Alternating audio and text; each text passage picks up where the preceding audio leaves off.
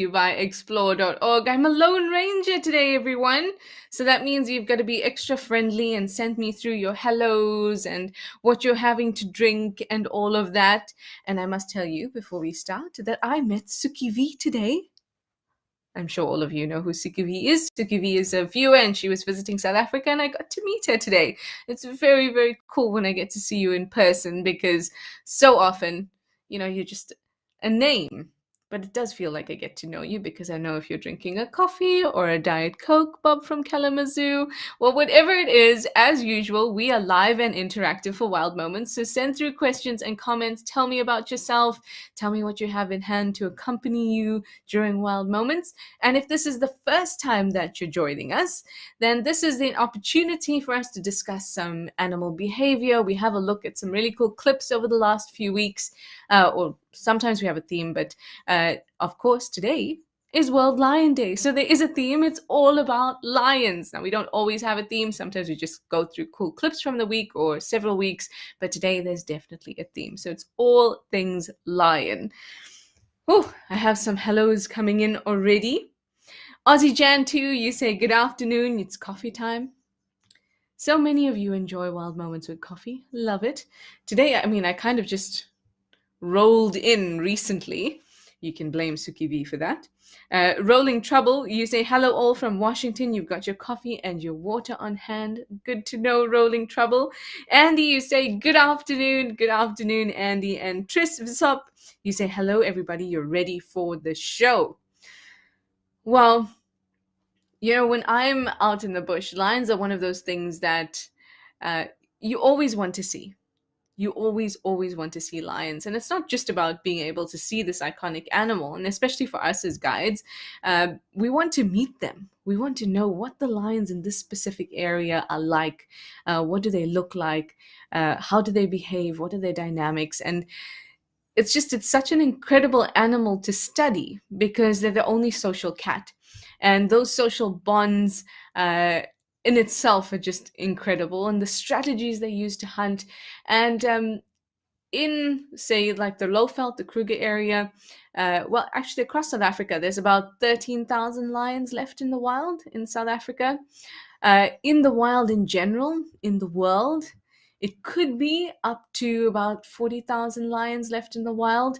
But because it's really hard to kind of collate all that information, there could be anything from about 23,000 to 39 or 40,000 animals, lions that is, in the wild. So it's important to celebrate them on World Lion Day. And sometimes often when I think about conservation, the basis for good conservation starts with empathy, with curiosity, and with learning. And just by jumping on board or learning about lions on World Lion Day, you are doing what you can in support of conservation for lions. Anyway, let's go ahead. Let's watch our first clip. It's a very cute one. There are some cubbies.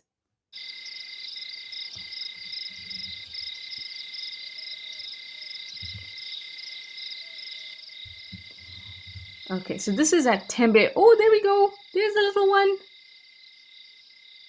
Now at Tembe, there's two females that we know well, F70 and Estate. Now both of them have a collar, so it makes it a little bit difficult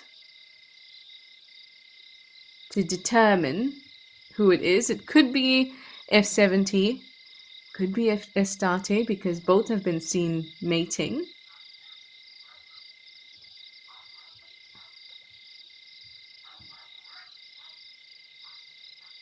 Oh, hello, little cub.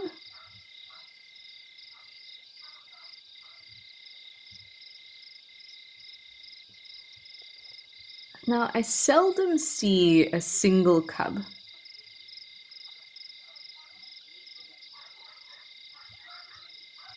Sorry, please excuse the neighbor's dog, which is going a bit crazy. Well, I say I seldom see, but I have seen a single cub before.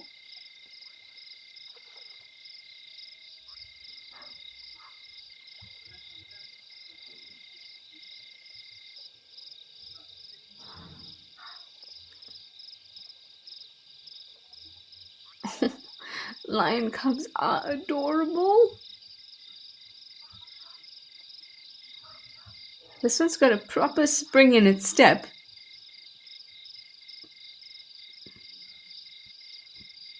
Oh, following mum around like that. You can see that it's already got a bit of a black tuft at the end of the tail there. So this is not a newborn cub. This cub's probably about a month old, if not a tad more. Hello, little. Aren't you adorable? With your fat little belly.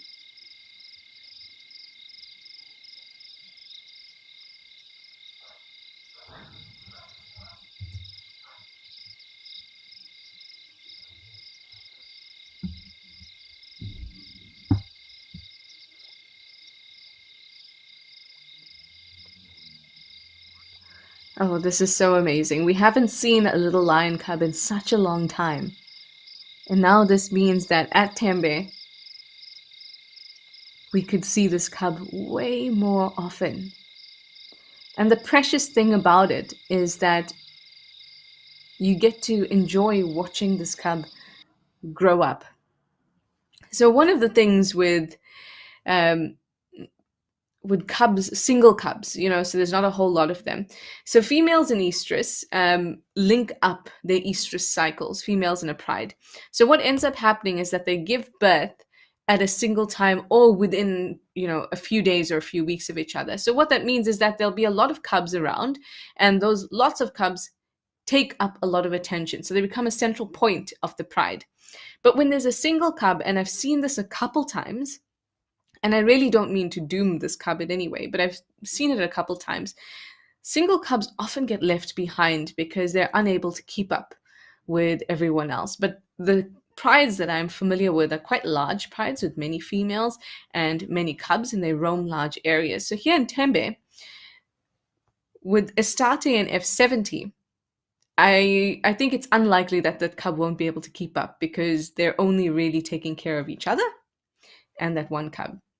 So either way, it's really exciting to see the next generation of lions here at Tembe, because we're all about, or especially today, we're talking about lions. It's World Lion Day, and we're thinking about conservation of the species. So if lions are able to procreate, able to have more cubs, and we have the privilege of seeing that next generation, I think it's awesome.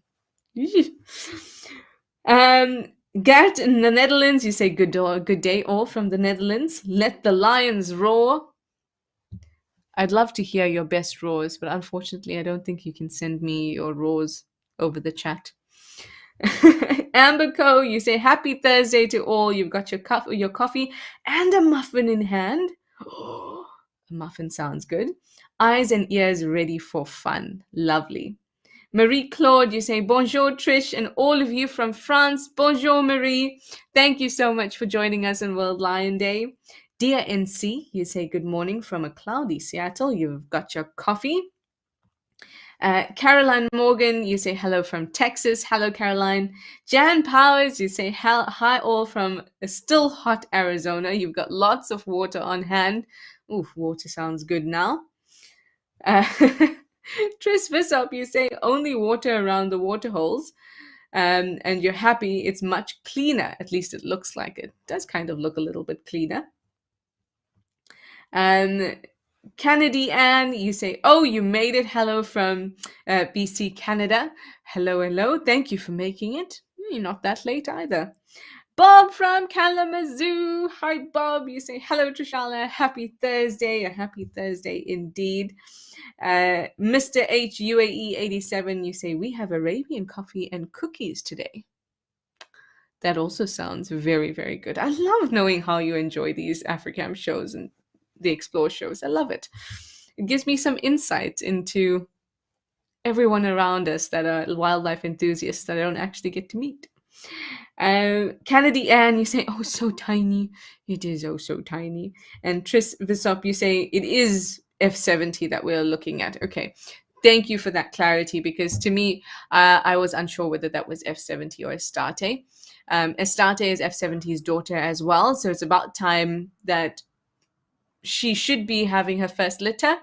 But we'll see how it goes. She could also be pregnant. Like I said, a lot of the time with lions, they sync up this kind of one the estrus cycles, and then that obviously means giving birth as well after about 3 months or so, about 100 days. Rolling trouble, you say, hope they keep the little ones safe. Yep.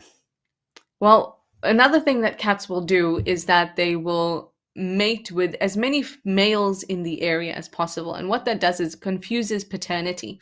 So it means that F70, if she mates with multiple males in the area, each one of those males will assume that that cub is theirs and assume that they are the father.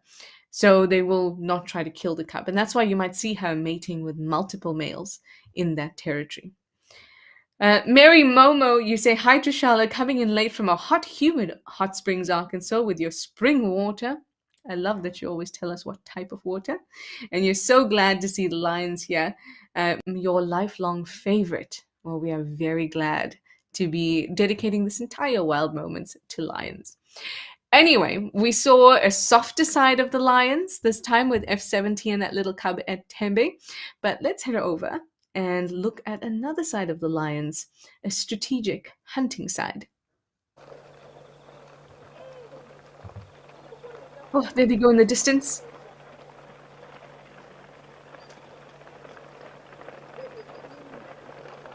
So this is at Tau. My goodness. And do you remember just a couple days? Oh, it was on Tuesday. We were looking at all the wildebeest at Tau.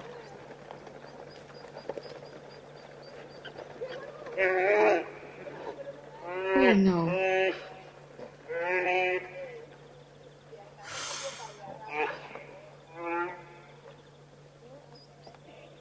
Oh goodness. It's a hard thing to watch a kill.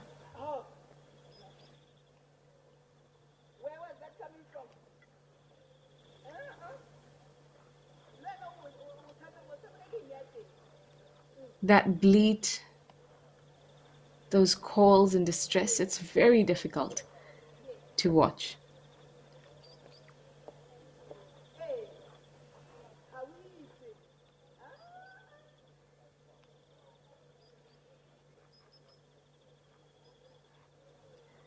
So that lioness has suffocated this wildebeest. You can see that her mouth was right over the muzzle, the nose and the mouth.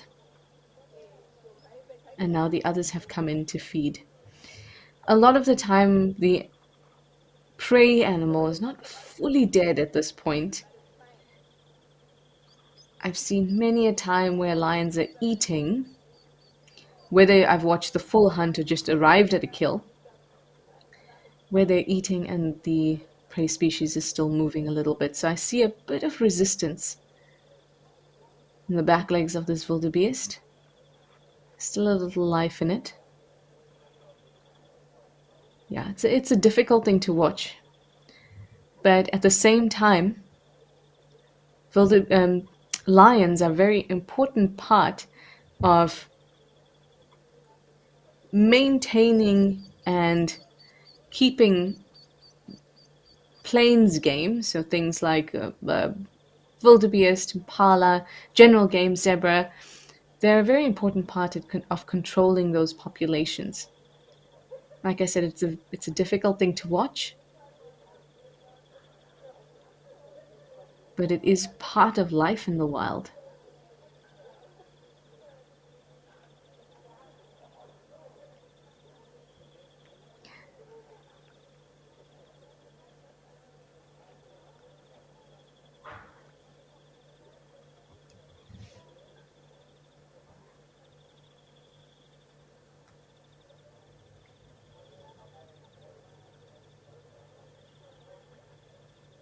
Lions often start the eating process by a whole lot of licking. Yeah, that was a little bit difficult. So, but like I said, it's a part of lion hunting, and a lot of effort goes into taking down that single animal. A lot of planning, a lot of strategy.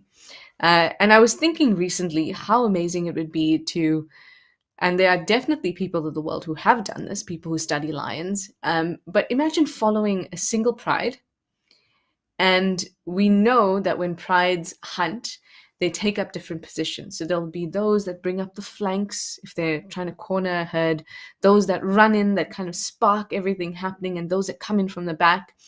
Um, I would be so interested to know whether the same lionesses in a pride take the same positions each time, kind of like a sports team, like a soccer team. Is the striker always the striker? Is the one that runs in to start the whole commotion always the same individual?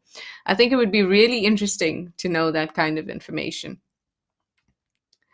Farhan Shakil Sheikh, you say, wow, yeah. And can you imagine that on one of the static cams to be able to see that? That's amazing. And remember that Tau camera is right in front of the lodge. So, and you might have even heard the people in the background going, "Where's that from? What's happening? Where did you hear that?" It happening right in front of the lodge. It's insane. It's amazing. Tim, you'd like to know if I saw any lions at Madikwe? I did. I saw two big male lions. One was incredibly light, very, I mean, aptly named, I suppose, the blonde Mahiwa. He was very, very, very blonde. Unfortunately, there is, in the area I was in, there was a female with cubs, but I didn't manage to find her or her cubs, and apparently she had stashed them somewhere and then lost them. So I didn't manage to see it. But I did see the two impressive males in the east of Madikwe. Kennedy Ann, you say, to hear it at night, it seems much louder. I know what you mean. So there's two things at play there. One, during the evening, there may be fewer sounds. So it's a little bit quieter. There isn't really the sound of vehicles and the busyness of during the day. The other thing is that at night, the air is much cooler. And because sound travels through the air, the cooler the air is, the more the sound bends towards the surface of the earth. So you might have heard that early in the morning and late at night, that's when guides are really looking out and listening out for sounds. And that's because sounds travel further, so you can have a larger radius of what you can follow up on. It's also something to keep in mind when you are following up on something, because you might hear lions, but they're actually, like 10 kilometers away. So what happens, and please bear with me, it's a bit sciencey, but bear with me. So what happens is we know that hot air rises, right? So if the surface of the earth is starting to get nice and hot, all that hot air is rising. Maybe as it rises, you see some vultures taking advantage of that thermal, that nice hot air rising so that they don't have to flap their wings too much. But at the same time, if sound is being carried by those air particles, the sound is also rising with the hot air. So if this is the surface of the earth, the sound is coming along and then bending upwards and moving away. But when it's cool, what happens is the surface of the earth is still a little warm, but there's a whole bank of cold air above it. So the sound travels, it lifts up a little bit, but then it bends back towards the earth. And then you can hear that sound traveling for a lot longer because those waves are not disrupted by being lifted up and out into the warm air. I think it's quite cool. I love it when physics and chemistry and biology and animals and wildlife all come together. I love it. Rolling Trouble, you say the kill was on the cameras for hours. Yeah, sometimes it really does take hours. And it can be hours from that moment that you see lions setting themselves up to the actual kill, to the actual death of the animal, and then feeding. It can be very protracted. Kim Hai, you'd like to know, can a captive lion learn to hunt like a wild lion? Yes, it can. It's a bit of a loaded question because there's a lot that has to go on. Is this captive lion hand-bred or hand-reared? So has it been fed by humans, by hand, as opposed to leaving a killed impala on the plains and allowing the lion to go and find it? So there's things like that at play, but the ability to hunt is a very instinctual ability. It's a survival instinct. So it's very hard to breed that out of an animal. And even though there may be instances where some animals may be not released into the wild because they feel, or the people who were handling them feel that they wouldn't be able to make it, that's usually associated with competition from other animals, not in their ability to hunt. They may still be able to hunt. They're still going to fail plenty of times because they got to get used to the environment. They got to get used to what live prey behave like. But eventually, an animal is going to be hungry enough to try and try and try. So they can learn, most definitely, because it's an instinctual behavior. Tim, you'd like to know how heavy wildebeest are and are they easy to bring down? So wildebeest are probably about 250 kgs or so. I can't see if this is a bull or a cow. A bull is usually larger, but given the fact that when we saw the beginning of this clip, there was quite a large herd, I would say that this is probably a cow. If we can see quite a few eyes, we'll see it again just now. You can hear them. There we go. So this is a big herd. Now, wildebeest can have mixed herds. Young bulls, so those that are not territorial and mature yet. Oh, that sound. But most of the time, the core herd is made up of females and their offspring. Now, I can't, like I said, I can't tell if this is a female or not, but you're looking at about 250 kgs. Now, lions can very easily take down buffalo, very easily take down giraffe as well. So taking down a wildebeest is probably not the hardest thing for them. Okay, on to our next one. This is also a hunt. I haven't seen these clips, by the way, so it's very exciting to watch with you. Let's have a look.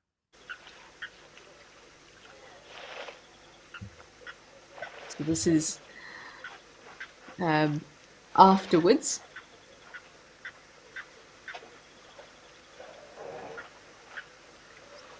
Now the elephants have come along.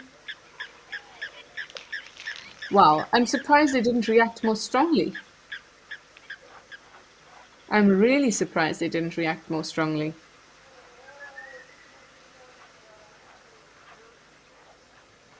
So the elephants are just interested in coming down for a drink.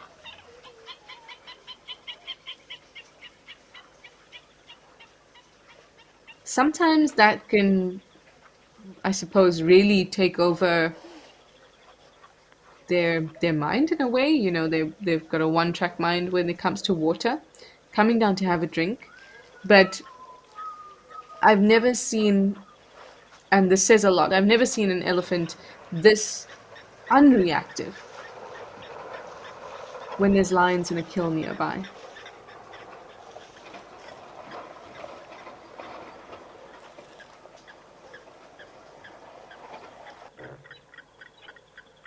Let's see now.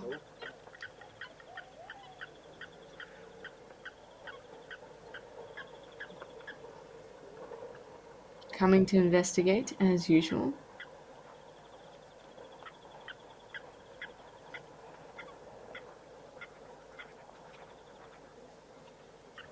But nothing. That's quite surprising.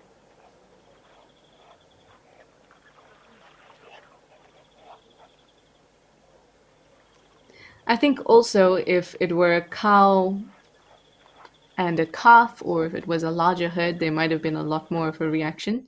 But because this was a lone bull, there was far less of a reaction. We've spoken about this before, though this doesn't look like a particularly large bull, but we have spoken about how bulls tend to really know their size. You know, they know that there's nothing that that can really hurt them or be a threat to them. But this was quite a young bull, maybe just a young wise bull. I don't know. Tris Visop, I'm going to read your comment. You say it was a young bull, yes. You saw.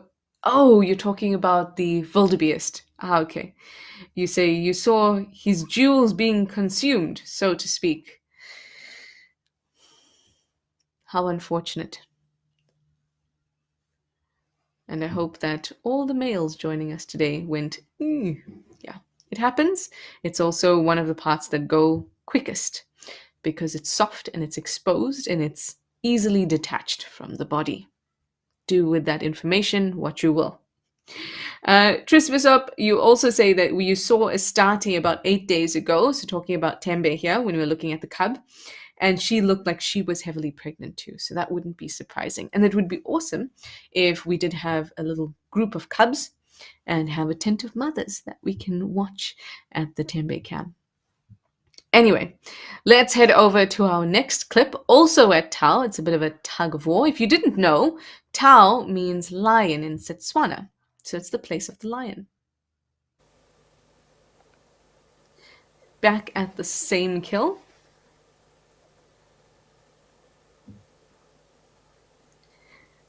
Now, this is often when things get interesting. There's not a lot left. Like we said, the wildebeest is maybe about 200, 250 kgs. That's not going to fill everyone completely to the point where they're satiated and they can just kind of lie around. Everyone's going to try and get as much as they can out of this carcass. So this is when things become really interesting, because they growl, they fight, and they sometimes have this tug of war.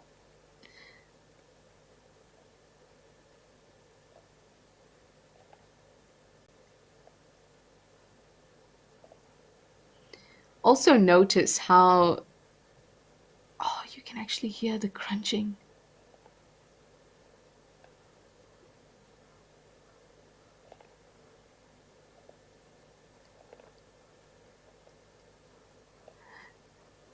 Now towards the back, towards the molars in a cat's mouth,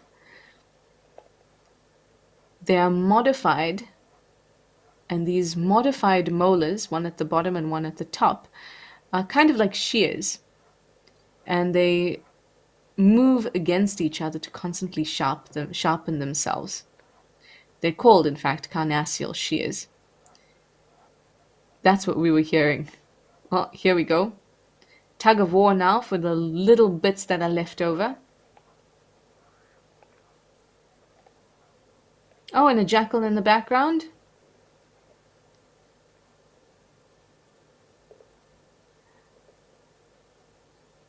Now those carnassial shears, you'll see an animal use it when they kind of, I'll show you when you can see my face again, the side of their mouth. And those help them to tear meat.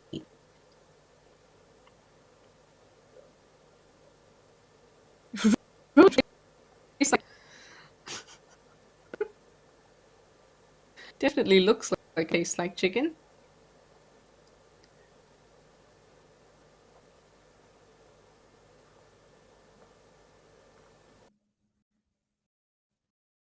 So those last little bits, they'll continue to kind of pull, and I mean, eventually they've let it go. What it actually is just a little bit of play.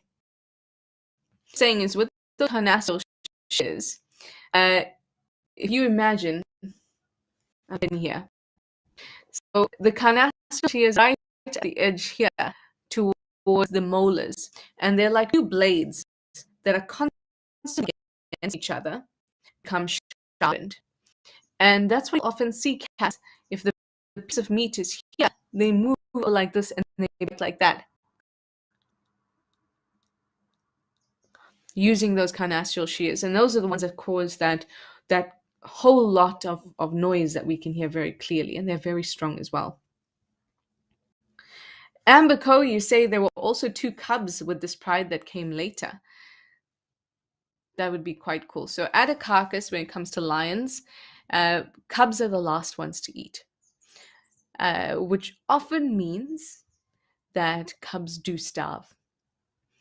So at a carcass, there is a bit of a hierarchy within the lion pride and a coalition. So if there are males around, the males will eat first. When I mean males, I mean the coalition that's in charge of this pride.